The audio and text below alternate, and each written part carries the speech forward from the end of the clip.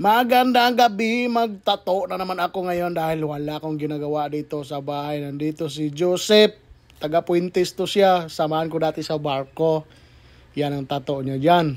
Cross yan. Tapos, God is greater than my highs and lows. Yun na yun, stencil. Tapos, yan na kitang-kita, halap-halap yan. Diretsohan ko nasa...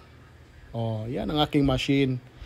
Ano yan siya? Kalimutan ko yung pangalan, basta yung isa dyan, ABA. Dalawa na yung machine ko, siyempre. Left and right. Gamitin ko sa aking kamay para mabilis. Yan ang mga birada dyan. Ba? Kulay itim lang yan kasi basic lang yan. Yan din ang gusto niya. Kaya tirahin na natin. Salpakan muna, tapos sabala ko mag-lining dyan ng pinakamanipis lang. Dumiretso na ako pag video sa coloring. Shading ko na.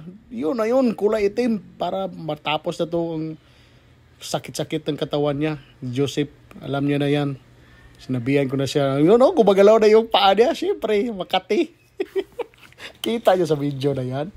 Dito, malapit na yan. Mga touch up ko na lang to. Fast forward, siyempre.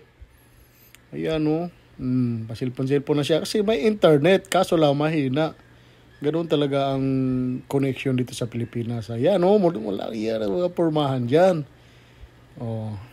Ito pa. Ayan ang aking mga machine at saka mga tools sa akin dyan.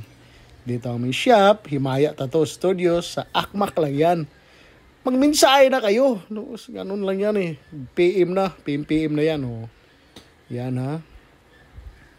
Kung maliit lang to, sakto lang kung magtato tayo dyan. Napaka-basic lang yan. Dito na, malapit na ako matapos dito. Yung aking mga voice over ay wala na rin sa ayos. Diba? Maraming salamat sa panonood. Yan ang mga patik niya.